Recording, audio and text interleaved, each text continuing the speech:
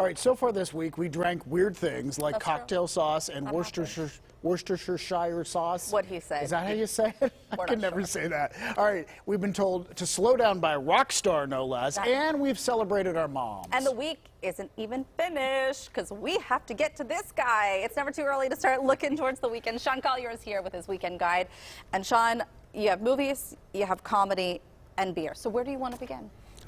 With me, movies, always. Okay. Always, right? If left to my own devices, I'm sitting watching 4 movies in a row. So let's start there. That makes sense. All right, so Row House is playing a ton of films.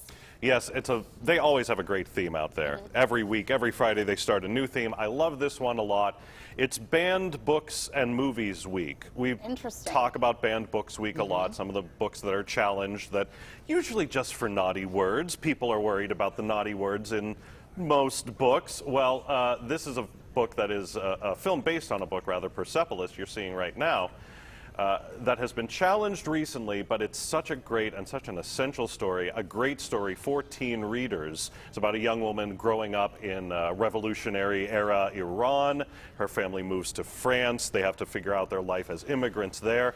It's a great book. It's a great movie. Unfortunately, has been challenged a little bit recently because, you know, there's some think that it's too adult for teens. Well, Row House is here to help. Not only is it the centerpiece of their banned Films and Books Week, if you're a high school student, you get in for $1. Show your high school ID. So, yeah, they're it's trying. Like ultimate rebellion. Yes, like, this has always been the way. I always want to say, if you tell teenagers, don't read that, don't watch that, don't see that, don't listen to that heavy metal album, They want us to do it even more. they're going to get there. So a number of great movies. Charlie Chaplin as well, The Great Dictator, which was banned in whole countries back before World War II. Texas Chainsaw Massacre, for me, for the horror fans. A great lineup at Row House this week. Hey, all right, let's talk about comedy. And it's a name that I actually know because I listened to Wait, Wait, Don't Tell Me on NPR, and he's fantastic. He's great. Harry Kondabolu, who has been a staple of Wait, Wait, Don't Tell Me, as well as late night shows, going back to David Letterman. He appeared on David Letterman before Dave left the air. There's a little bit of his Letterman appearance in 2014, I believe.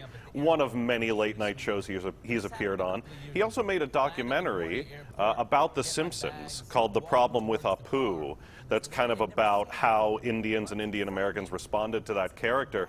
Created a lot of conversation, got The Simpsons to make changes, which is not easy to do with that 30-year institution. That speaks to how smart he is, how insightful he is, but more importantly, he's very, very funny. A great comic, and he'll be at a great venue, the Oaks Theater in Oakmont.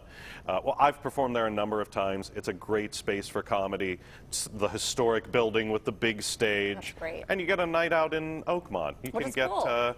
What's the ice cream place right by, is it Berkey's in Oakmont? I don't know. Everyone turned to me because you think I know ice cream. Well, you've been and I'm doing drawing this. a blank. Yeah. There are so many great ice cream places in our region that you can't always connect. Which one is the one in Oakmont called? All right, we're going to have to look this up. Because you were just at the one in Armstrong. What was it? Yeah, that's, well, Speedy's. Speedy's in Armstrong County. But yeah, in Oakmont. All right, now we're going to have to think about this. We'll get ice cream, go to the Oaks. Okay, sounds good. All right, we are wrapping things up for the weekend with beer. With beer, when the beer starts riding down the road, you know it's spring in Pittsburgh. East End Brewing, one of their signature brews, Pedal Pale Ale. And every year they do the Pedal Pale Ale keg ride.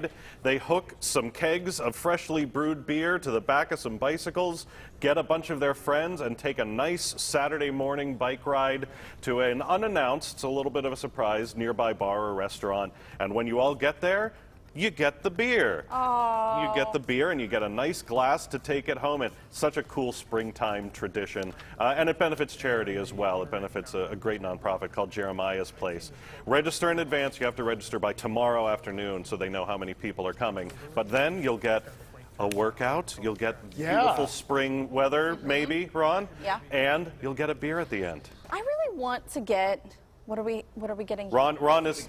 Give you the name of the It's Berkey's. It's Berkey's. It's Berkey's. Yeah. All Yeah. right. Go for Thank the you, banana Ron. split. They told us in our ear. I want to get a bike, but the one like a tricycle, like the one with the big wheels on the back for adults. Do you know what I'm talking about? That's what I'm just picturing you in a plastic big wheel, basically adult size, That's me. rolling down the road That's more fun. with I a like keg of that. beer behind you. That's very appropriate. Sean, great Nothing stuff to as see always. here, yeah. All right, remember, you can catch Sean's Weekend Guide each week or each Thursday right here on PTL and also in Pittsburgh Magazine online.